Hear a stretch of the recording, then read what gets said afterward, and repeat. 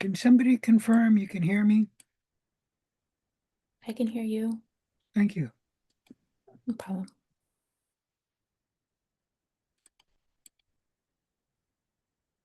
Oh, come on.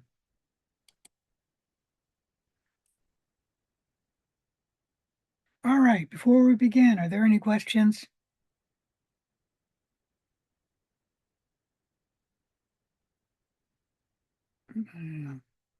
So the lecture file is only 86% done, so my computer is going to be slow until that finalizes. Let me start sharing my screen.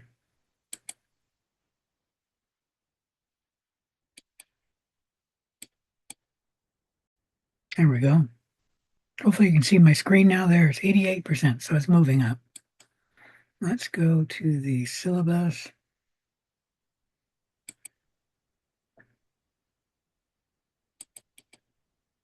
Today is January 8th, and we should be doing Lab 01, the ubiquity of microorganisms. Please understand that the worksheet for this lab must be turned in by 8 a.m. this Friday. If you don't have it turned in by 8 a.m. this Friday, as well as the worksheet for Lab 00, then you will be dropped from the class. The environmental quiz is due also at 8 a.m. Friday, but I think I'm a little generous on the time of that one. Let me look into that.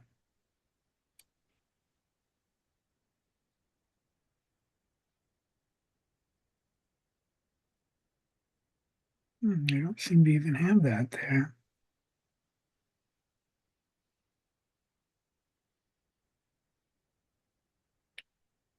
It doesn't look like I have a link to the environmental quiz.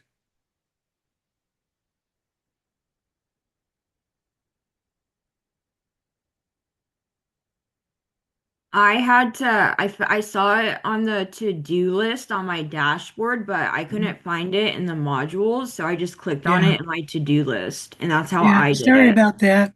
Let me put a link there right now.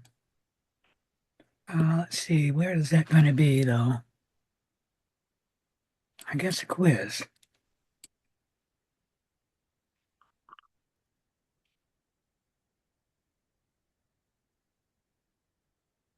I think it's that one.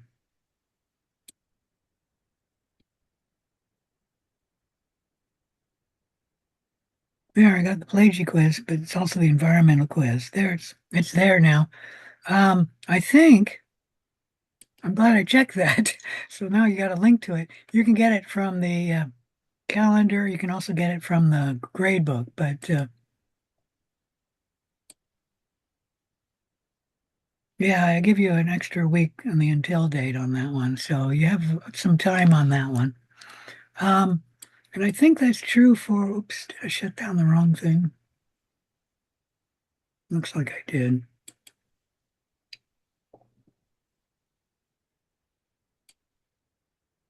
I think you got some extra time on the quizzes too. Oh, that's not the right one.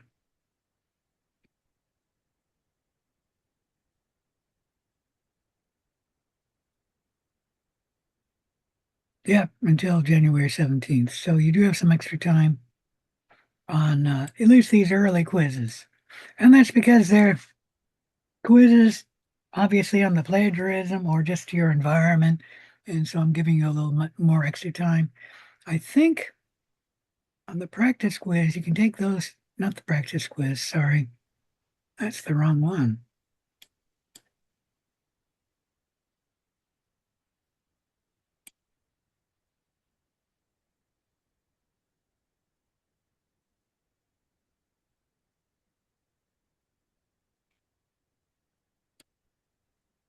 The plagiary quizzes, both of them, you can take several times.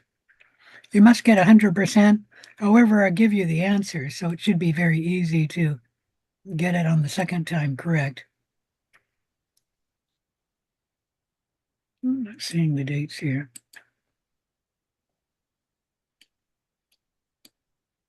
Come on.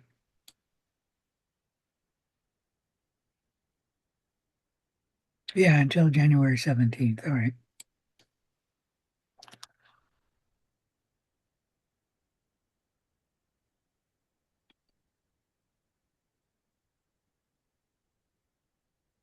Okay, any questions about the quizzes or the environmental quiz? Is this finished?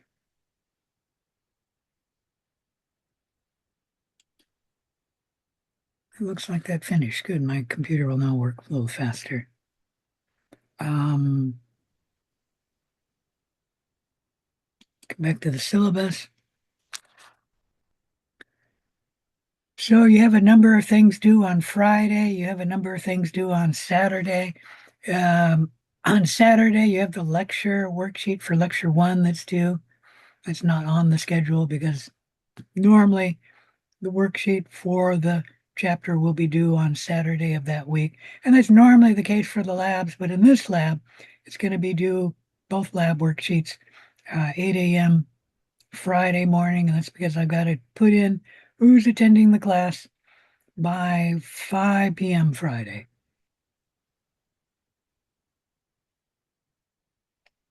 All right, I need to tell you to read the infectious disease research project for next week. I'm going to be discussing the infectious disease project next Tuesday, and then you'll begin the infectious disease project on Tuesday. So let me go to that now. So in week 2 lecture,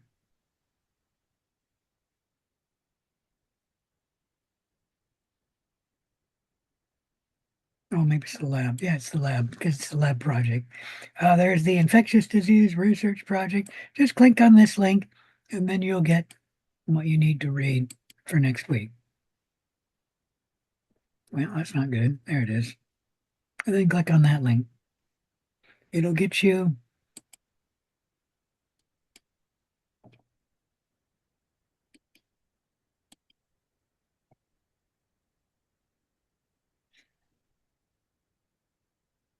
this one. It's a 100-point project. To get this 100 points, remember you have to get 100% on both PlayG quizzes. If you do not get 100% on both PlayG quizzes, you'll get 0 points on the infectious disease research project. So make sure you get 100% on your PlayG quizzes. Any question about any of that? All right. So we're going to be talking about Lab 01 today, the ubiquity of microorganisms.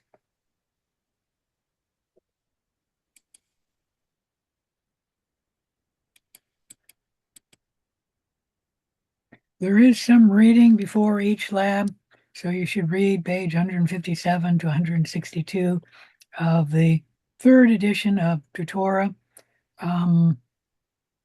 If you have the full edition, you're going to have to figure out what page to read on culture media, or if you have another edition, and then also read about obtaining pure cultures for our current edition of the textbook in the bookstore. It'll be page 162 to 163, so just a page. There are some video clips in this lab module. The learning objectives for this lab, you should be able to know that microorganisms are almost everywhere on the planet Earth, be able to describe the purpose of culture media, describe what colony abundance is and what colony morphology is, be able to define the following terms: inoculation, ubiquity of microorganisms, what's something that's sterile, what does isolation mean, what's incubation, what does in vitro mean, what is a culture media. We have 3 different types of culture media. We have a broth, which is a liquid culture media, and then we have solid culture medias, which are either an auger, which is solid usually because of auger, sorry, we call it an auger, but they can be in a slant or a deep, and I'll show you what those are. Then what's a fastidious organism? What is a non-selective media? What is ubiquitous? And what is a colony? Any questions about these learning objectives? So microorganisms are organisms that are too small to be seen with the naked eye. Viruses and prions are included in this group, even though they really aren't organisms and they're not really alive. You could argue about whether viruses are alive or not, but we're not going to get into that argument. We're also going to include elements, the worms, in a microorganism, even though the adult worms are not usually microscopic. However, their infective stages are microscopic. For most parasitic worms, it's usually the fertilized egg, which is infective. But there could be an infective life stage, and it doesn't matter what it is, the infective life stage is microscopic. And that's why the worms are included with microorganisms, as well as the fact that microbiologists have studied organisms which cause disease, and parasitic worms do cause disease. Any question about any of that? All right. The phrase ubiquity of microorganisms simply means that microorganisms are essentially everywhere on the planet Earth. Something that is sterile is something free of living cells. Usually, when we give you sterile media in the microbiology lab, if you were to go into a real microbiology lab, it would be sterilized by putting it in an autoclave. An autoclave is like a giant pressure cooker. In this lab, we're going to investigate the abundance and diversity of microorganisms in common environments. We'll also learn some basic lab protocols. A culture media, also called a growth media, is a sterile laboratory preparation that contains a variety of nutrients required for growing microorganisms in vitro. In vitro means growing them in the lab. Culture media may be liquid, we call these broths, and they're commonly used in a test tube because if you were to put a liquid media in a petri dish, it would be very easily to spill it and get it contaminated. So we usually use broths in a test tube. But you can add agar to a liquid media to get a solid media. We have some videos for you to watch on preparing a pour plate, so watch that. And note how the culture media needs to be sterilized prior to its use in a microbiology lab. Important questions to consider are why must a culture media be sterile prior to it being used? Can anybody answer that now? I know you haven't watched the video yet, but can anyone answer why do we give you a sterile culture media before you use it if you were to come into a microbiology lab? So that you know your results aren't being affected from, being tainted. Yeah, being tainted by other microorganisms which happen to be in the media before you even start. All right, here's a few dishes, petri dishes. They're plastic dishes in our lab, and you put liquid media in it containing agar when it's hot, and then let it cool and solidify, and then it becomes a media like that. And here we have a sterile broth put in a test tube. Here we have an agar slant, obviously a solid media. And what you do is you pour it when it's hot into the test tube and then put the test tube at an angle so that, there you go, it's going something like that. And as you can see, the water, if you can see that surface, is now at a slant. And then it solidifies the agar when it cools. And then it will look like that when it's cooled and standing upright. You can also just pour the hot liquid agar into the test tube, leave the test tube upright, and this we call a deep when the agar is solid in a test tube like that. So that's a slant and that's a deep with solid agar. You can also have the solid agar in a petri dish like that. All right, general purpose media are non-selective media. They are usually complex in composition, and they support the growth of most non-fastidious organisms, something like E. coli or Staphylococcus aureus or Staphylococcus epidermidis. They can all grow in a general purpose media. Non-fastidious means it's not something that you have to add something special to the media to get it to grow, like Streptococcus pyogenes, the bacteria that cause strep throat, will not grow on a general purpose media. You need to add 2 ingredients to the media, or at least a general purpose media, to get Streptococcus pyogenes to grow. And what we do is we usually add red blood cells, which add the 2 ingredients the Streptococcus pyogenes need. And I think it's called factor X and factor like 6. One of them is, I don't remember, it might be biotin. Anyways, you need to add something to the media to get a fastidious organism to grow because it requires something that is absent from a general purpose media. E. coli can grow on a general purpose media because it makes all of the things it needs. So all it needs is really a few source, like a carbon source and an energy source, things like that. There are 3 general purpose media that are common in microbiology. The first is nutrient agar, probably the simplest, and we call that Na. All it contains is, let's see if I've got that here. I don't think I have it here. All it contains is ground up beef, ground up tryptone, that's a partial digested protein extract derived from soybeans, and sodium chloride. So just 3 things are added to nutrient agar. There's tryptic soy agar, which is a little more complex, also another general purpose media. And then nutrient agar with yeast extracts added. So that's the same as nutrient agar, but you've added some yeast extract to it. The yeast extract give it some vitamins and nutrients. So it's a little richer, but it's still a general purpose media. Doesn't select for anything. And they're all just cheap.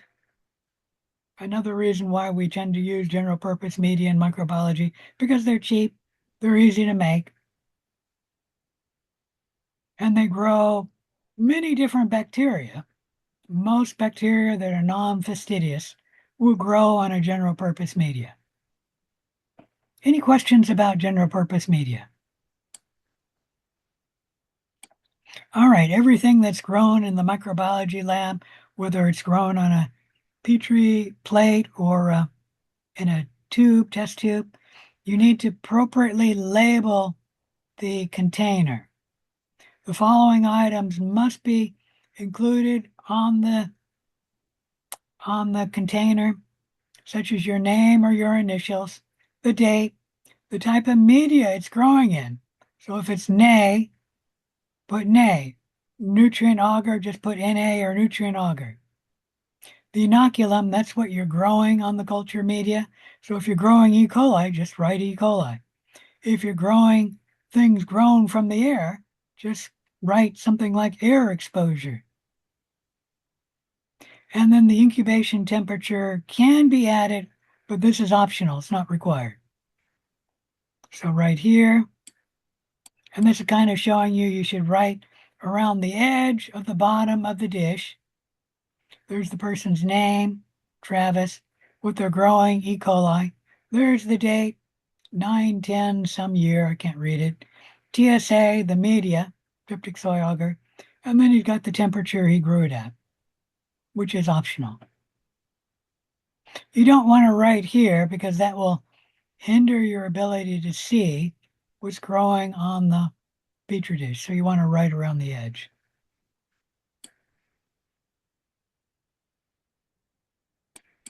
Inoculation is just the placement or transfer of a microbial specimen into a suitable sterile culture media, like when you inoculate a petri plate with something. Incubation is then placement of the inoculated culture media in an appropriate physical environment for a period of time to allow the microbes to grow. We normally grow our organisms, if you were to come into a real microbiology lab, in an incubator, such as here. This is a fancy incubator with the dials here where you can control the amount of carbon dioxide the cells are going to be exposed to, the amount of oxygen the cells are going to be exposed to. Most of our incubators, if not all of them, in the microbiology lab are not this fancy. They can only control the humidity. See this dish there? You put water in there, and then the temperature, which you can set with these dials here for the temperature of the incubator will heat up the water, making the air humid. And that's important because the plates will last longer. A plate without water in it or without humidity in it can only go for at most 1 week, maybe only a few days. And then the plate will start to dry out, and then the microorganisms will start to die. If, on the other hand, you have the plate in an incubator which is humid, the plate can go for 2 weeks before the plate will start to dry. So our incubators really only control the temperature, which you set the dial here and shut the door to keep the air warm. The humidity, which we just put a container of water in there, right there. And then the time, which is when you put the dish in and you need to take the dish out. So you determine the time.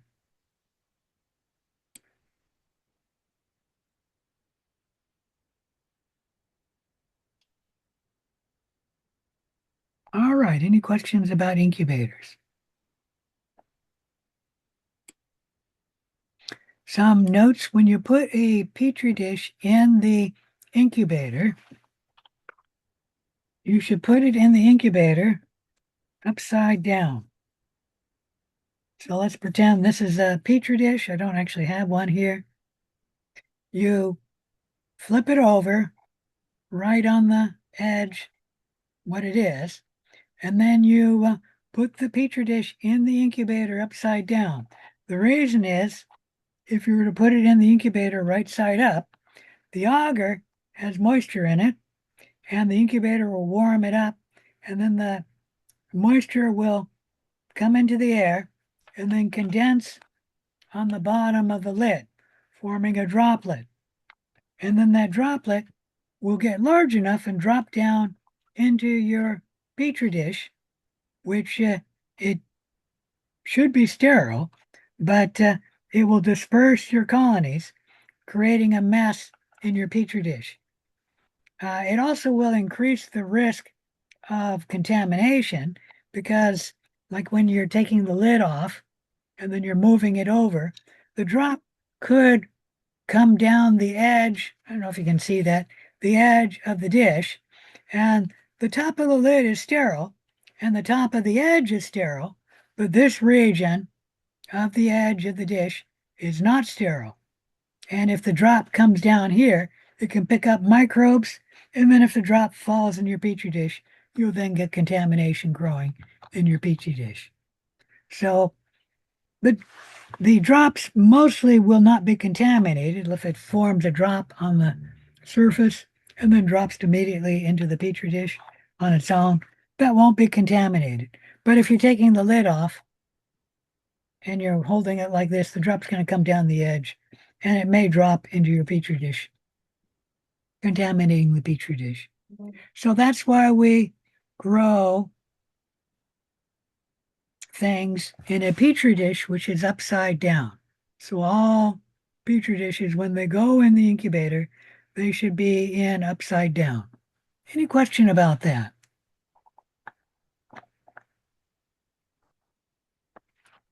All right, so when you look at your petri dish, you can see visible bumps on the agar surface. Each of these bumps is a colony. Like right here. Each of these bumps is a colony. Bacteria colonies tend to be smooth and even edges, a distinct boundary between the start of the colony and the end of the colony. So that's a bacterial colony. Fungal colonies tend to be not distinct between the boundary. Let me shrink that down a little. And they kind of look hairy or fuzzy at the edge. That's a bacterial colony, fungal colony as well, but right there it's better. And the distinction between the edge and the colony is not clear. It looks somewhat hairy or furry. And fungal colonies tend to be that way. Bacteria colonies tend to be distinct. That's about 95% of the colonies will be either this shape for the bacteria or that shape for the fungal. It is possible that there could be like 1 or 2% of the bacteria which are going to be looking like that, but mostly 95% or greater, the bacteria colonies would be like that. And the fungal colonies, 95% of them would be like that.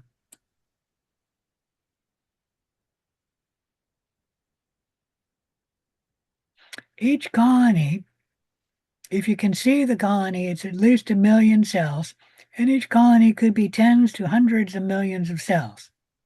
All these cells may be the descendant of one cell that was placed there when you streaked. You can sort of see they streaked here, and then probably here, and then probably here, and then here. Not sure, maybe there, and then here, and then there. However, not all colonies form from one cell.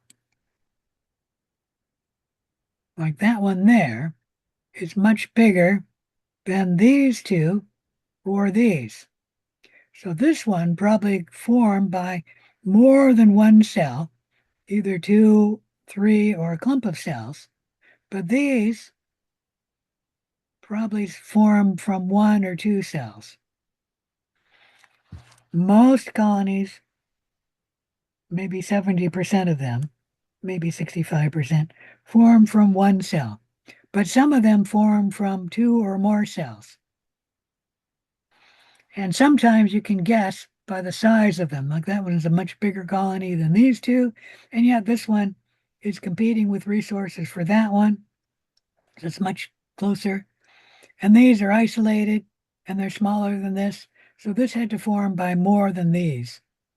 And then this one is smaller than that one and smaller than that one. But this one is also competing for resources. So that might be why that one's smaller than these or these. Of course, these are competing for resources too, but and that one looks a little larger. So my guess is this one probably formed by more than one cell. But these there probably all formed by one cell, meaning that one, this one, and that one. But that one probably by more than one cell. Any question about any of that?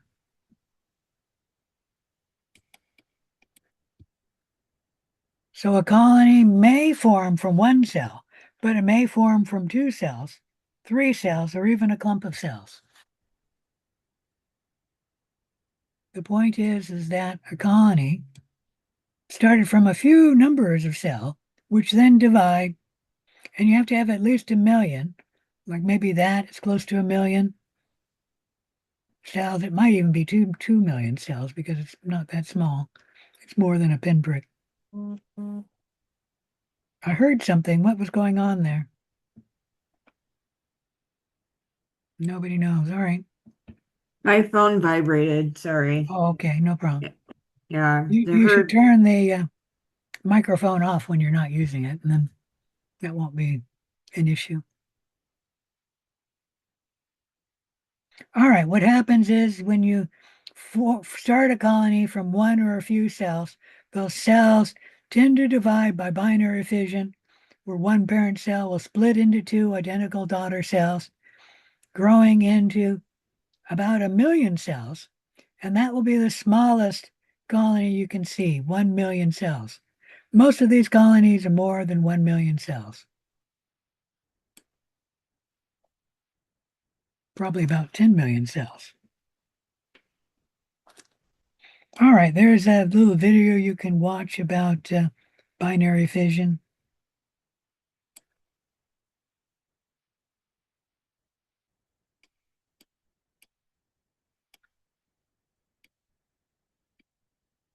Colonies are not visible in a broth culture, and that's because the liquid allows the colonies or the cells to just mix together, and so you don't see any colonies in a broth culture. You can only see a colony on a solid media, like a petri dish.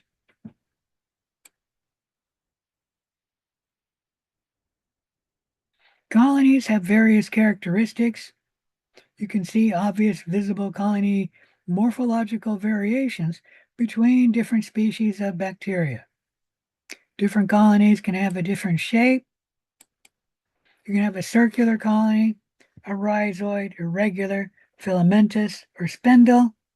I'll never ask you, is this colony rhizoid or filamentous? But it could ask you, is the colony circular, irregular, spindle, or one of these two? And then the colony has a different margin. That's the edge of the colony. When the margin is smooth, we call the margin entire. Margin could be undulate, lobate, or curled. I'll never ask you, is this colony margin undulate, lobate, or curled? Because they're just too hard to separate. But I could ask, is it one of these three or entire? And then the margin can also be rhizoid or filamentous. I'll never ask you to separate between these two because they're too difficult to separate. But I could ask you, is it rhizoid or filamentous? Is it undulate, lobate, or curled? Or is it entire, meaning one of these three different types? And then the elevation, I'm unlikely to ask you for the elevation. To see the elevation, you really need to take the lid of the petri dish off and then bring the plate up to your eye and then look at the elevation of the colony. We can have a flat colony. You can have a raised colony, and that's sort of like a mesa. You can have a convex colony or a pulvinate colony. That's just super convex. I'll never ask you, is the colony convex or pulvinate? I'm unlikely to ask you, is the colony this elevation even, because you can't really see it unless you get the petri dish. Take off the lid, then look at it at the side of the petri dish. And then the colony can also be umbonate, sort of like a mountain shape. The size of the colony can be punctiform, small, moderate, or large. A large colony, can you see the pen here? Pencil? A large colony is larger than the eraser on a pencil.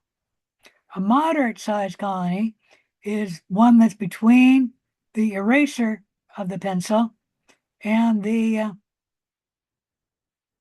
point of the pencil. So that would be a moderate sized colony. A small colony is about the size of the point of the pencil. A punctiform colony is essentially a pinprick smaller than the point of a pencil. Any question about that? All right. The texture of a colony can be smooth or rough.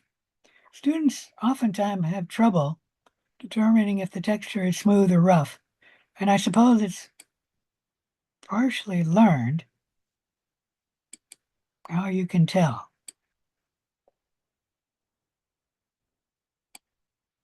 Is this colony smooth? Let's go see here. Or rough?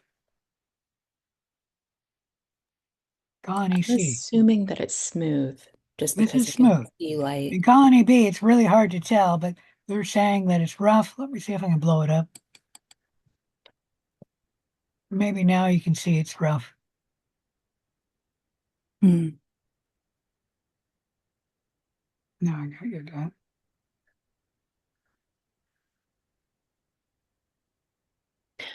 Are there any characteristics that would sort of correlate? So if we're looking at, say, a certain edge, would there always be, either rough or opaque assigned to that particular edge? Is there any instances of that where we might just know other characteristics by looking at one aspect? To determine the species, you'd need to look at more than just one aspect. In fact, Hmm. it's very difficult to determine the species just by looking at the colony characteristics. However, I can say that one species of E. coli will have all of its colonies similar characteristics. Let's go up to the other colony here. Like right here, we can see that there are one species, all of these yellowish colonies here, here, here, here, here. And then there's a white colony, which is fairly small, and then a larger odd-shaped colony there. So that's one, two, three, and then four, maybe five different colonies, and then six. So by looking at the colony characteristics, I can determine that this plate has at least six different species growing on it. Hmm. Okay. Yeah, So if thank you. that's what you're asking, yes.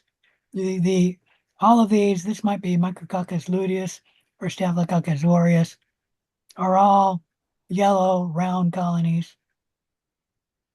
Um, that one is an odd shape, and I think that's a different colony than these here because it looks a little different, not only in its shape, but its coloration too.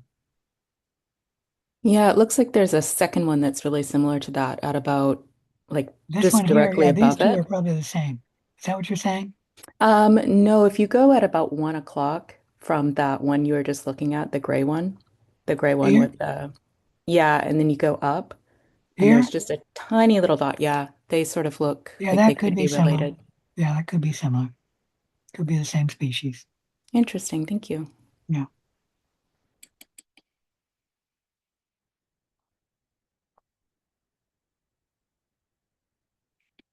Oh, I'm already here. Never mind. So the colony characteristics can tell you some characteristics belonging to a species. Um, you can take a look at the appearance, whether the colony is shiny or dull. Let's go up here again. This one is obviously shiny. That one is probably dull. Yeah, that one is dull. This one would be dull.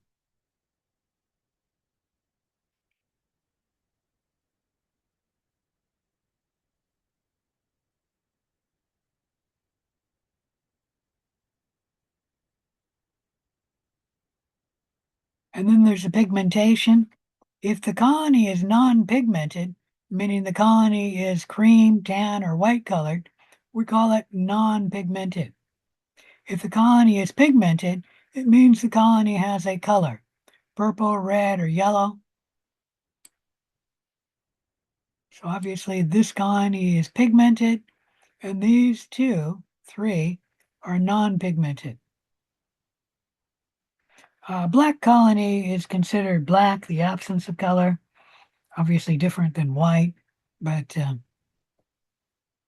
it's not pigmented is my point. A brown colony, on the other hand, is colored. I think we got a picture of one that's brown here.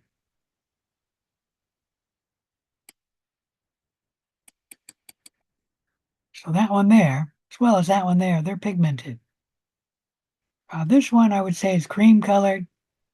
There's no real white ones, but that's like off-white. And these are non-pigmented, all of these. But that one's pigmented, that one's pigmented, that one's pigmented. I don't see any yellow here, which is unusual. I'm seeing brownish and non-pigmented colonies.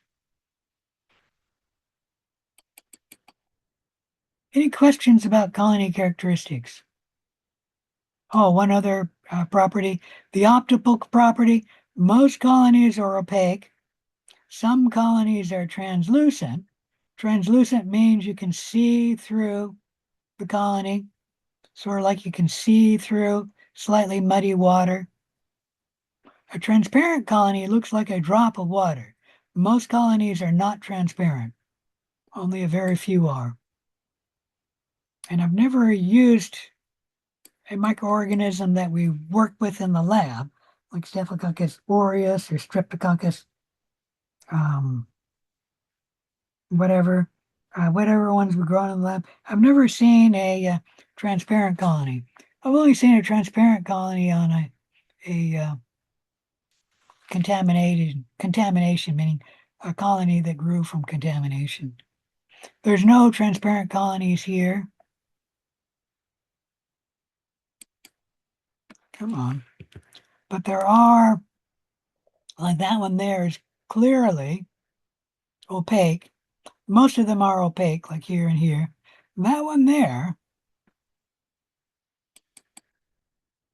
this one here is clearly translucent. You can see through part of it here, and you can actually see this colony and that colony inside this big colony. So the big colony is the translucent colony. Let me see if there's one labeled. Or maybe A is partly translucent. It depends where you're looking on A. Come on.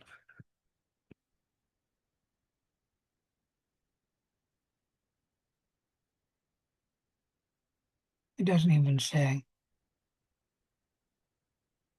But this region here of A looks translucent. That region there, though, the center of A looks opaque.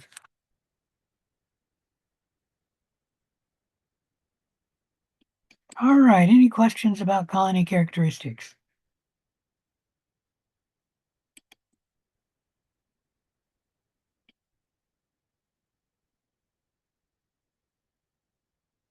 For the terms here, you only need to know the common terms. The exception would be if you don't know what convex is, you should know that one. Punctiform, you should know that one. But everything else, you don't need to know.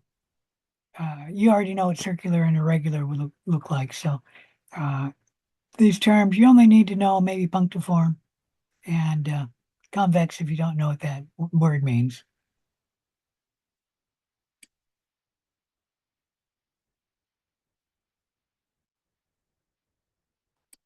All right, let's talk a little bit about colony abundance and diversity. Colony abundance is simply the total number of colonies on an agar plate. Doesn't matter what the species is, you just count the number of colonies on the plate. This is too many for me to count, but if I go and count this region here, it's going to be 1, 2, 3, 4, 5, 6, 7, 8, 9, 10, 11, 12. So there's 12 in this region of the plate there. So in this region of the plate, I can say the colony abundance is 12. Any question about any of that? What is the colony diversity in the plate here? Diversity is the number of species in this region of the plate here. I can just see Yes. 2.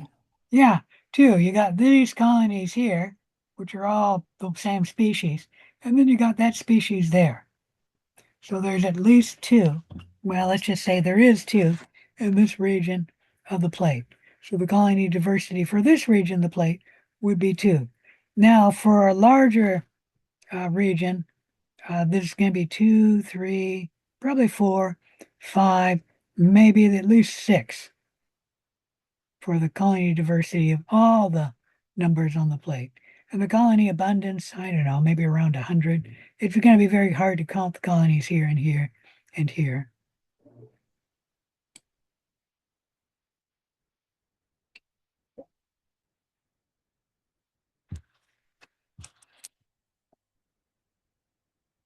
So let's go through an example.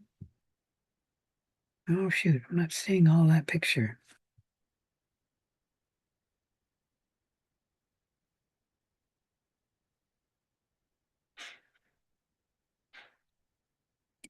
Scroll it down here. There we go. In the image here, what is the abundance of wild cats?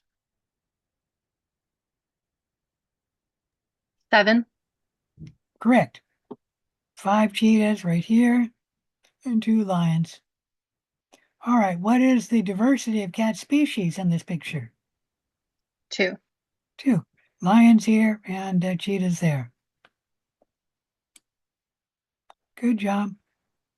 All right, you should know the terms of this lab. There's a cute picture of somebody's hand smear. You don't need to go through the references. Oh, answer here too. All right, let's go to the worksheet. Lab worksheet number 1. Protocol lab module 1 for protocol 1, the ubiquity of microorganisms. What is in the air you breathe? You don't need to answer that question, but you should answer procedure 1, question A. What is the colony abundance on this plate? So simply call it the colonies. If you get a number slightly different than mine, let's say I say 30 and you say 32, but it's going to be close enough. However, if you were to say 10 and I'm going to say 30, don't ask me what my number is. I don't remember. I actually did count them at one point, but I don't remember what it was. Many years ago, I counted them. It's something like 28.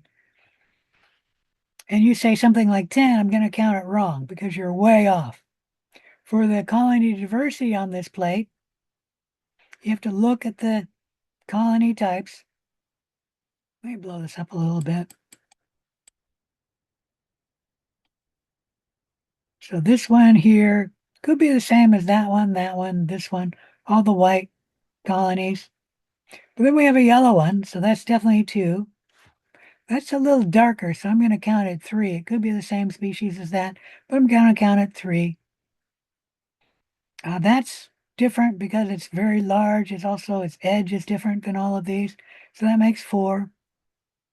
That little one could be one of these or one of those, but I'm not positive, so I'm just going to count it 5. And then we have something here. Let's see if I can blow that up. Something here that looks really different. So I'm going to count that. What was I on? Number 6? So I'm going to count it as 6. You have to get something similar to 6 in your count. If you are like 15 or even 12 for that matter, I'm going to say it's too many, redo it, which you can't do in this lab. So it'll be wrong. And if you get too many or too few, the answer is wrong. So do your best. Like I said, it's sometimes difficult because, oh, there's another one there. That's a different color. Like these two, I'm assuming are the same. but they could be different and they could be the same as this. All three of these right here. And so sometimes there's a little bit of disagreement. And that's why, as long as you're within a certain range, I will accept your numbers.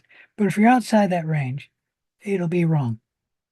All right, then procedure 1C. What step would you take to reduce airborne contamination of a sterile agar plate while you are inoculating it? So here you have a plate. I'm inoculating it. Pretend this is a loop. What steps could you do while you're inoculating it to reduce airborne contamination? That is actually someplace in the lab if you can't Wear a figure it mask. out. Say again? Wear a mask. No, that surprisingly doesn't reduce airborne contamination for very much because most of the contaminant is already in the air. You're breathing only risk further contamination, but you still have the risk of airborne contamination. So the mask actually does very little. And another thing, you shouldn't say something like, perform this in a what do you call that? An airflow hood, because there is no airflow hood in any microbiology lab I know of, or any microbiology lab I've ever heard of. And that's because you can do it in the air and avoid airborne contamination. You just need to take a few steps. So don't say use it in the hood because there is no hood in the microbiology lab for you to use. Are the answers to these questions in that document you went over? Yeah, it should be in the lab module. Okay. Like I said, some of them are pretty obvious too.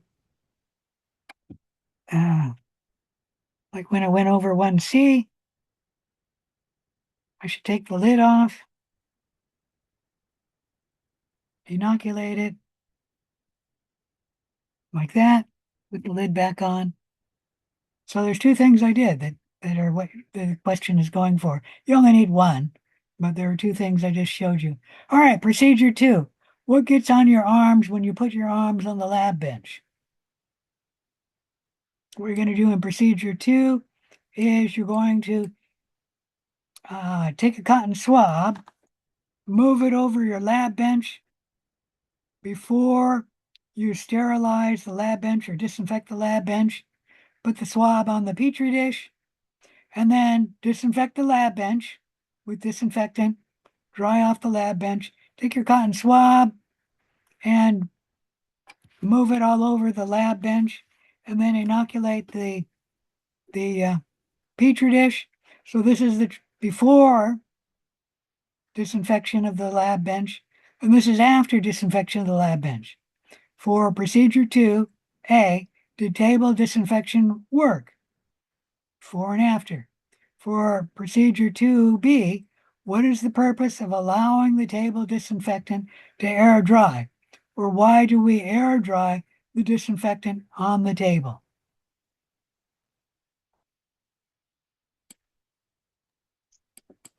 I'm not sure that one's discussed in the lab directly, but it's kind of obvious. And if you don't know, you can just use AI to answer that one. So far, I've never had anyone get it wrong, but you have to be careful of AI as well,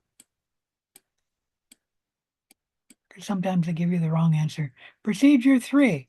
What we're going to do in procedure 3 is compare the bacteria on your hands before you wash your hands, which is plates A, right hand, left hand, and then wash your hands, dry your hands, and then touch your plates to the petri dishes. You need to dry your hands on clean paper towels because if you don't dry your hands, the water on your hands will wick the bacteria from your skin onto the petri dish. And when I first was teaching microbiology, I didn't tell the students to dry their hands, and so all of them were touching the petri dish with wet hands, and they had more bacteria after washing their hands than before they washed their hands because the water was wicking the bacteria from their hands to the petri dish. So you need to wash your hands and then dry them on paper towels. They're fairly clean paper towels. And then touch the petri dish. And then you should see results like this. These are the results you're looking at. And the first question is, does hand washing work? Before, after.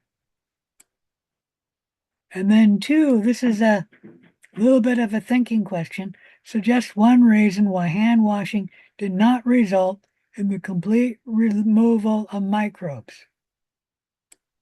from your hands. Like right there, you can see there are some microbes even after you wash your hands. If you obtain your answer from doing research online or in a book, please provide a brief citation of the information.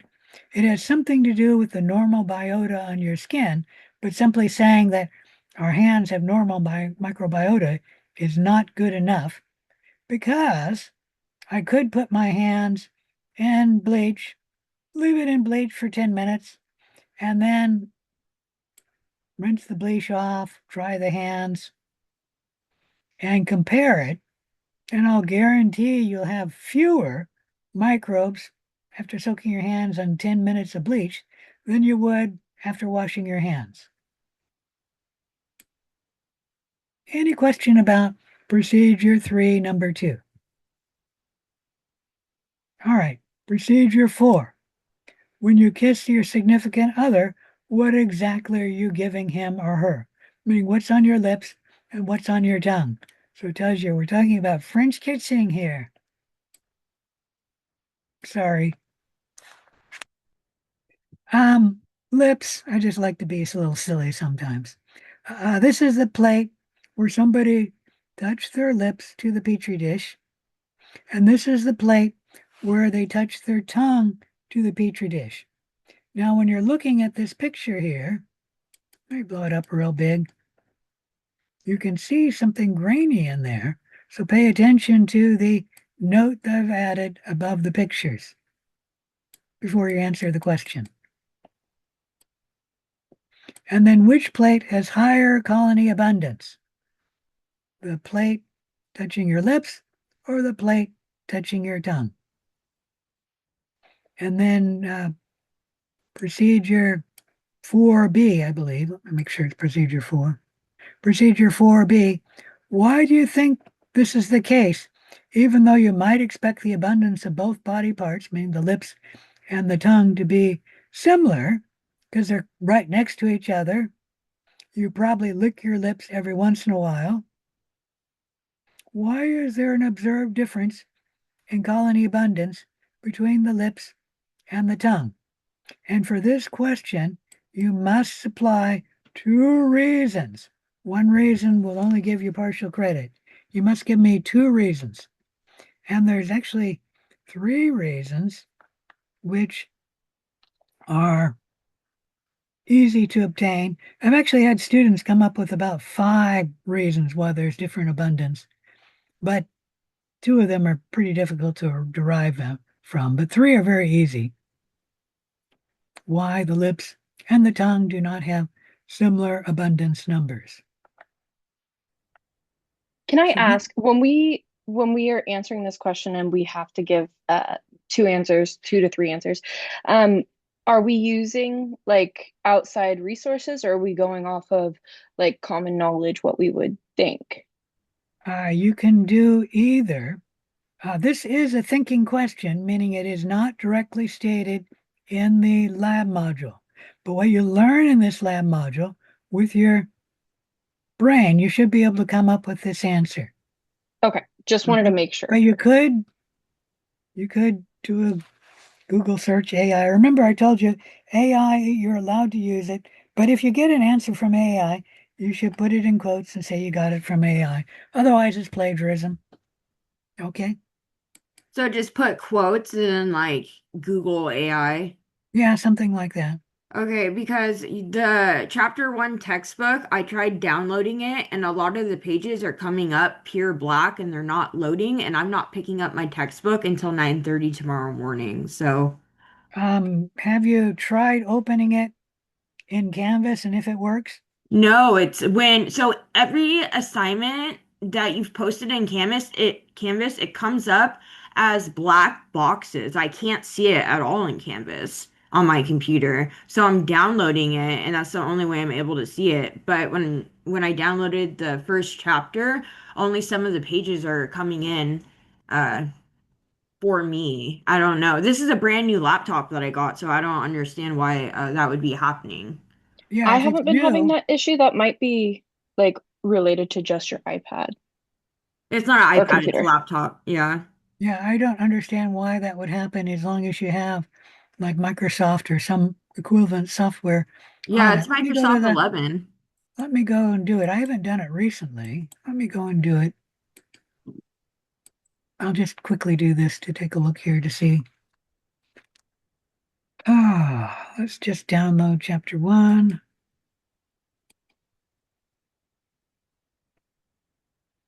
There's downloaded. Actually, I'm pretty sure it's safe because it's coming from me, so I'm just going to open it. There it is. I got it. Let's go ahead and go down. Now, it might take you a little while to get the page to display later down, so just give it time. But there, finally came in.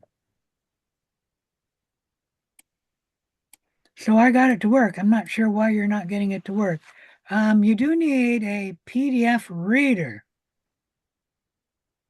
If you don't have a PDF reader on your laptop, you can easily download one for free. Just go to Adobe and try and get the reader because that's free. I have a question about the chapters. Uh-huh. So the chapters we have to read for this, like for this unit that we're in this week, which one are those? Because I couldn't find the ones that were like labeled out in the. You take a look at the syllabus, the very back of the syllabus, there's a schedule, and it tells you Mhm. what chapter to read. Chapter 1, and then part of chapter 10 in the current edition of the textbook, page 264 to 272. Okay, and the ones that are posted on Canvas where it says like the chapter pages, those are the all the ones we need to use. I don't understand what you're asking, so you're going to have to ask me after this lab, okay?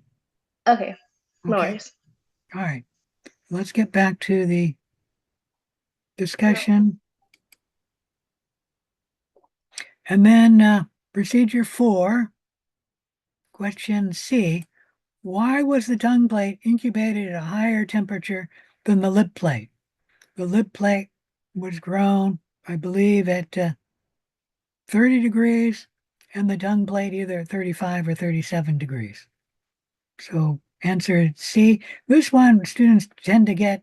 I'm not sure that's in the lab module too, but it's a thinking question, but it's pretty obvious. And then procedure 5 are microorganisms in the soil. What we do is we take, I think it's a gram of soil, put it in like 9 mils of water, and then take a mill of that out and sample it, meaning you put a cotton swab in it and put it over the petri dish, which we did here, and then answer these two questions. What is the colony abundance in the soil? And then the next question is it even possible to accurately answer this question? Please explain your answer. And then procedure 5B, is there greater abundance of colonies from the soil compared to the lip plates? I want to warn you, I've had several students over the many years say that most of the lip colonies are small. The soil plates, the colonies look fairly large, and then they base their answer on that. But let me blow this up a little bit. If you look here, you can see many small colonies in the soil. And right there's a whole bunch of them all together. So you can't see how many are there. So you can't say that the lip plates has many small colonies and then the soil has many large colonies. It is true that the soil has larger colonies and more of them than the lip plate, but there are some large colonies on the lip plate, like that one there and that one there. And there are more large colonies like this one here, that one there, that one there, that one there. But there are a lot of little colonies like right there too from the soil. So you need to figure out your colony abundance number from all of the information, not just the colony size. Any question about any of that? Would this be where we apply confluent growth from the module handout? What module handout has confluent Or growth? sorry, the lab module, like going through the handout that you gave us, the I don't procedure? think this question is directly from the lab module. You have to look at this plate here and the plate of the lip and then determine which one has greater abundance. Now, for abundance of colonies, you can find what that definition is in the lab module. Okay? Yes. All For right. question A, like when we're explaining our Oh, that answer, one. and that's the one I mean, sorry. Sorry. Uh, for colony abundance, you actually have to do the count of the colony abundance in plate A. Okay? Okay. So you can't get the answer from the lab module. You can only see what the definition of colony abundance is, and that's not what this is asking. It's wanting the number. Okay? Okay. All right. All right. Any other questions? If not, I'll try and answer the lady's question who gave a question that I didn't understand what you were asking. Right.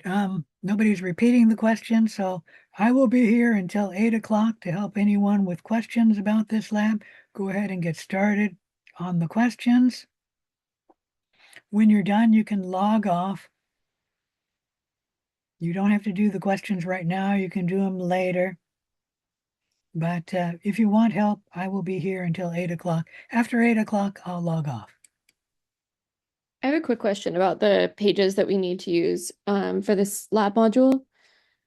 My book has not been delivered yet, although it should be soon. And the culture media and obtaining pure cultures section from the book, I don't see those in the chapters that you put. Yeah, that's probably from chapter 10. Is that what you're saying? I'm not sure. It's just the ones that's on the lab module like document. So I'm not sure what chapters it's in, but I just don't see it in the like text sections that you provided. Yeah, I'm afraid that may not be provided because, especially if it's coming from chapter 10, we only have the summary, I think, of chapter 10. Yeah, it says partial, which I did read it and it wasn't included in there. So, should I just try to like, Just is try it to do okay? your best. Okay. If you have questions, maybe you can ask a student who Okay. has the textbook. Okay, sounds good. Thank Okay. you. All right. Bye. All right, let me stop. Whoop.